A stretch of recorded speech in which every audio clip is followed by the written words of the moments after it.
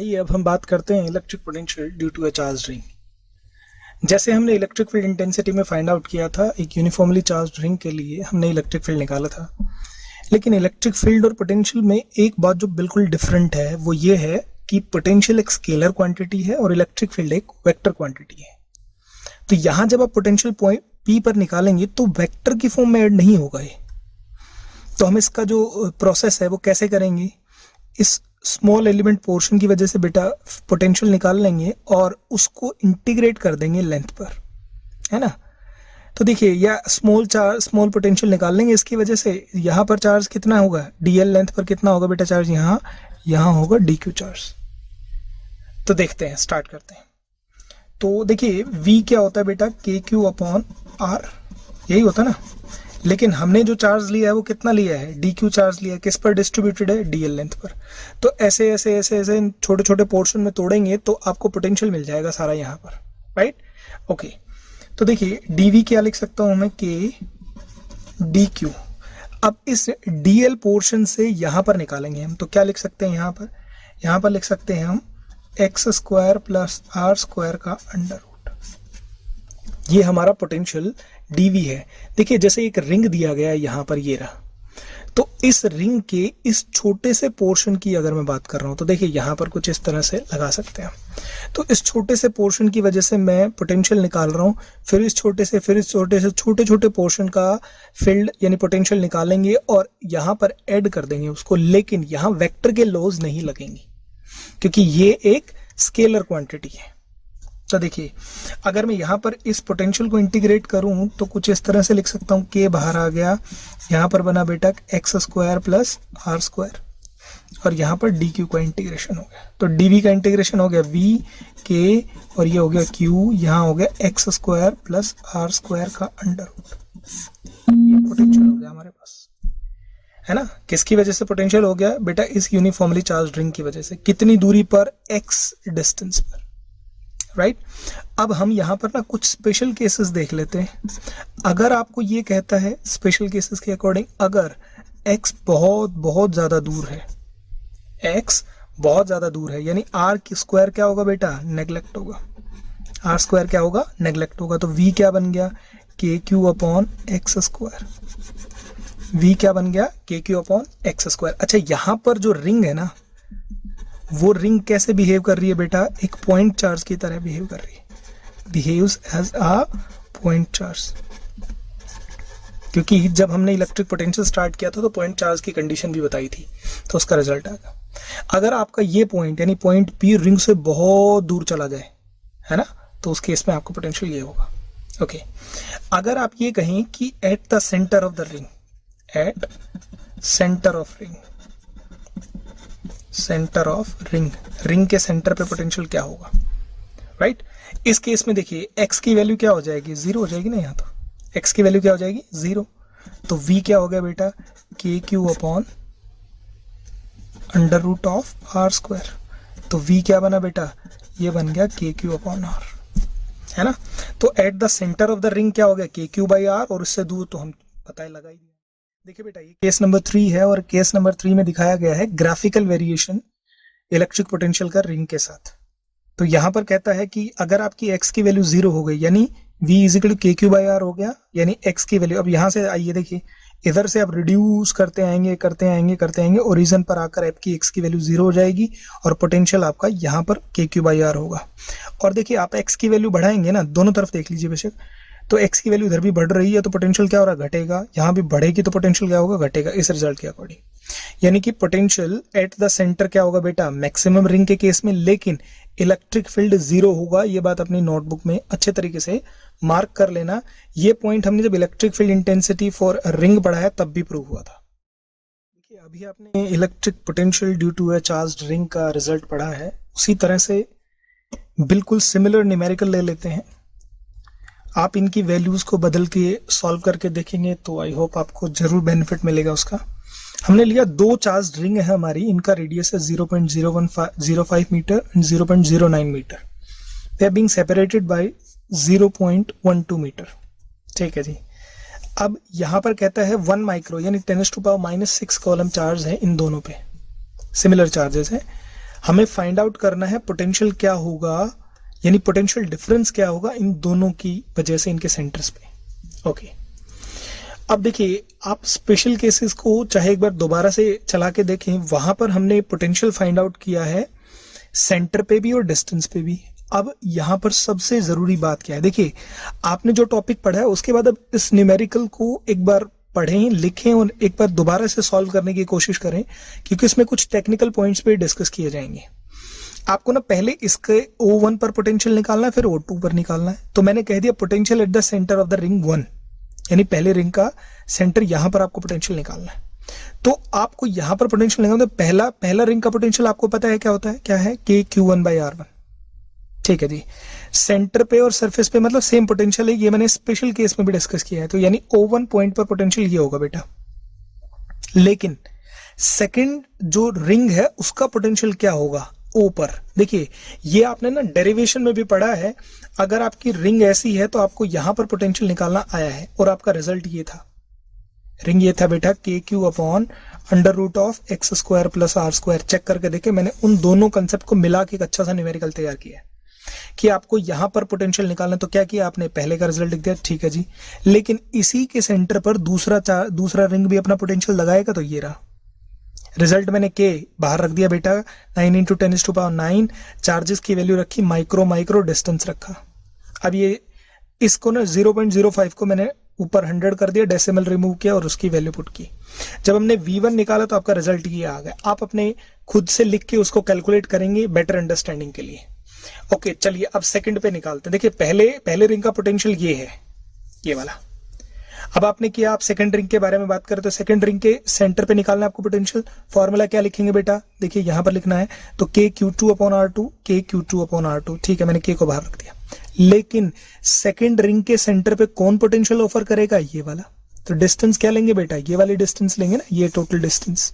तो देखिए क्या लिखा, Q1 यानी पहले रिंग का charge Q1/√R1² + x²। Value put करी, हमारे पास ये आ गया। तो यहां पर हमने दोनों रिंग्स का पोटेंशियल निकाल लिया। अगर आप पोटेंशियल डिफरेंस की बात कर रहे हैं, क्या बात कर रहे हैं आप, पोटेंशियल डिफरेंस किनकी वजह से, इन दोनों के सेंटर की वजह से। तो देखिए किसका वैल्यू ज्यादा है, V1 - V2 रहेगा, है ना।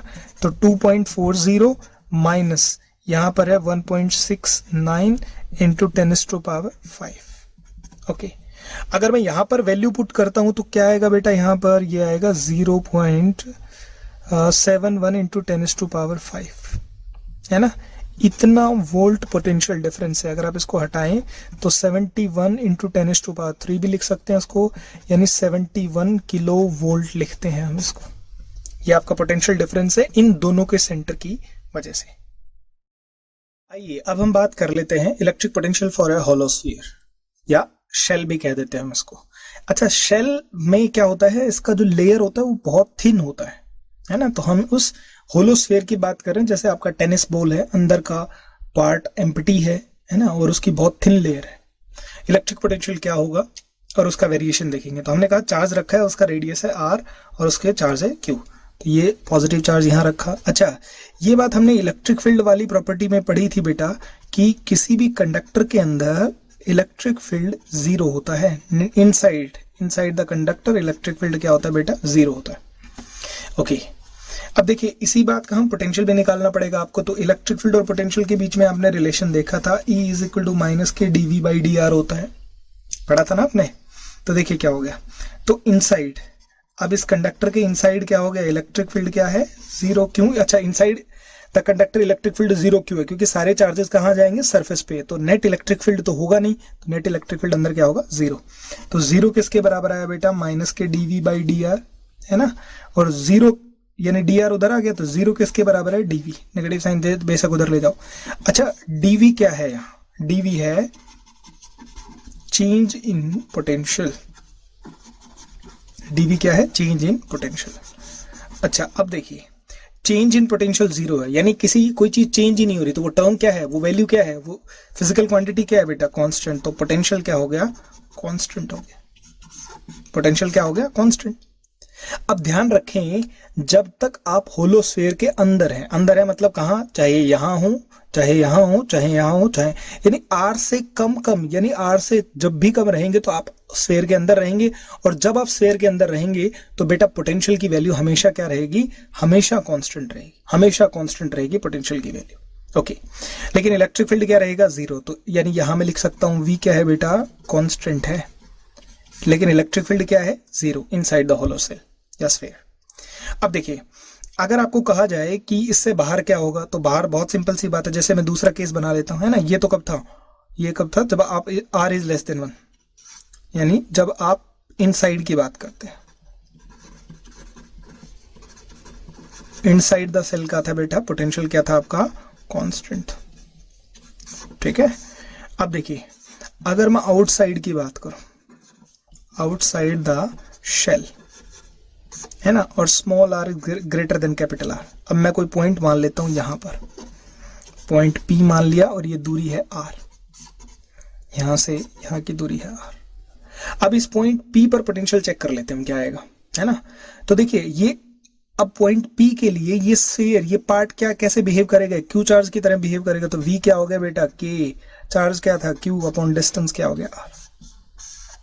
सही है, यहां तक पोटेंशियल कांस्टेंट है, उसके बाद तो वेरी ऐसे करेगा। चलिए इसका ग्राफिकल रिजल्ट देख लेते हैं कैसे है ना। तो मैंने एक ये शेल बनाया कुछ इस तरह से, ऊपर की तरफ मैंने इंडिकेट किया पोटेंशियल, और यहां इंडिकेट की मैंने डिस्टेंस। यहां तक देखिए, यहां तक ना कैपिटल आर है ना। अब देखिए, अब कैपिटल आर से आगे डिस्टेंस आपका कैसे स्टार्ट हो गया बेटा, स्मॉल आर हो गया, है ना। ये बाहर हो गया, ये इनसाइड है और ये आउटसाइड है। अब देखिए, यहां पर पोटेंशियल कांस्टेंट है। पोटेंशियल कब तक कांस्टेंट है, जब तक आप इनसाइड रहेंगे। इनसाइड कब तक रहेंगे, यहां तक रहेंगे। तो यहां देखिए पोटेंशियल की वैल्यू कांस्टेंट रहेगी, वी जो टर्म थी वही रहेगी। उसके बाद पोटेंशियल कुछ इस तरह से डिक्रीज होना स्टार्ट हो जाएगा, राइट। तो ये कहां है बेटा, ये है आउटसाइड, और ये किधर है, इसके इनसाइड, है ना। नॉर्मली कुछ इस तरह भी रिप्रेजेंट कर दिया जाता है उसको, दैट इज ऑल्सो करेक्ट। ये है पोटेंशियल और ये हो गया डिस्टेंस।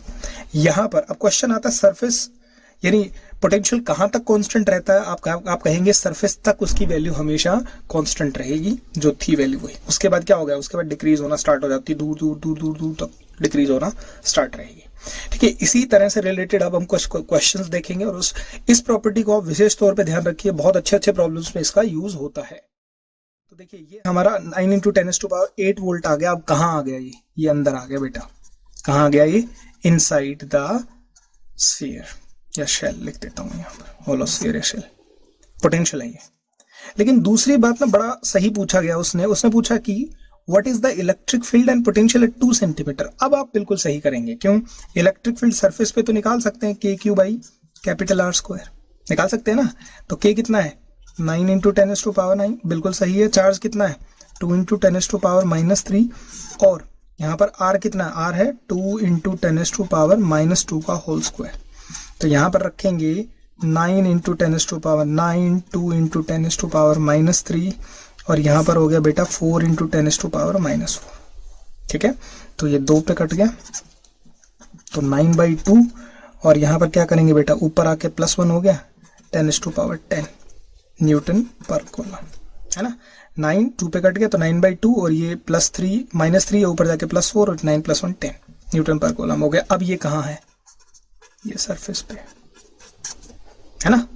अब देखिए क्या है, यहां पर रेडियस आपने क्या यूज की है, आपने रेडियस यहां पर 2 सेंटीमीटर यूज की है। बट अभी अगर आपसे पोटेंशियल पूछा जाए तो वो देखो पहले वाले क्वेश्चन वाली बात है, चाहे आपसे पोटेंशियल यहां पूछे, चाहे यहां पूछे, और चाहे यहां पर पूछे, सेम पोटेंशियल प्रेजेंट रहेगा सरफेस तक, क्योंकि ये एक इक्वी पोटेंशियल सरफेस की तरह ट्रीट किया जा रहा है। तो वी कितना हो गया बेटा, वी हो गया KQ/R, तो वही आएगा जो ऊपर हमने लिख रखा है 9 × 10⁸ वोल्ट, राइट। इसका जो तीसरा पार्ट है ये आप करके दिखाएंगे मुझे, है ना, जिसमें आपसे पूछा गया है 4 सेंटीमीटर पर क्या होगा। तो इलेक्ट्रिक फील्ड बाहर तो जीरो होगी नहीं, है ना, KQ/R² आप रखेंगे तो निकाल लेंगे। तो ये क्वेश्चन आप सॉल्व करके दिखाएंगे, बहुत बेसिक क्वेश्चन है। ऐसा नहीं है कि आपको ये क्वेश्चन कहीं बोर्ड में, एक्चुअली इससे आपको समझ आ जाएगा टॉपिक का बेसिक अंडरस्टैंडिंग, और इसी पे रिलेटेड आपके बहुत अच्छे क्वेश्चन मिल जाते हैं। देखिए बेटा, एक क्वेश्चन और देख लेते हैं। एक अल्फा पार्टिकल है जो कि 10 मिलियन इलेक्ट्रॉन वोल्ट एनर्जी से मूव कर रहा है टुवर्ड्स अ स्टेशनरी न्यूक्लियस जिसका एटॉमिक नंबर 50 है। हमें डिस्टेंस ऑफ क्लोजेस्ट अप्रोच निकालना है। एक्चुअली यही क्वेश्चन आपका एटम न्यूक्लियाई एक और चैप्टर आएगा उसमें आएगा, लेकिन यहाँ पर एनर्जी का कन्वर्जन हो रहा है ना। अगर कोई अल्फा पार्टिकल इधर चला आ रहा है तो उसका मतलब उसके पास काइनेटिक एनर्जी है और धीरे धीरे उसकी काइनेटिक एनर्जी रिड्यूस होना स्टार्ट हो जाएगी, है ना। क्यों? क्योंकि एक अल्फा पार्टिकल पे पॉजिटिव चार्ज है और न्यूक्लियस पे तो है ही 50, तो उसकी काइनेटिक एनर्जी यहाँ आके पोटेंशियल एनर्जी में स्टोर हो जाएगी, राइट। और धीरे धीरे वो एनर्जी फिर से डिसअपियर हो जाएगी, है ना। तो यहाँ पर काइनेटिक चली, यहाँ पर पोटेंशियल हुआ, फिर धीरे धीरे उसकी पोटेंशियल फिर से काइनेटिक में। आपको ये बताना है वो सबसे नजदीक कितनी दूरी तक आ पाया, इसको कहते हैं डिस्टेंस ऑफ क्लोजेस्ट अप्रोच, ठीक है। तो देखिए हमें निकालना क्या है, हमें आर को निकालना है, तो हम लिखेंगे हाफ मास। अब एक देखिए अल्फा पार्टिकल, काइनेटिक एनर्जी तो अल्फा पार्टिकल के पास है, अल्फा पार्टिकल होता है बेटा 2 हीलियम 4, है ना। तो चार्ज डबल होता है, चार्ज ऑन अल्फा पार्टिकल होता है 2 times to the charge on proton या इलेक्ट्रॉन प्रोटॉन, और मास होता है, mass of alpha particle is 4 times to the mass of proton. हम ये यूज करते हैं।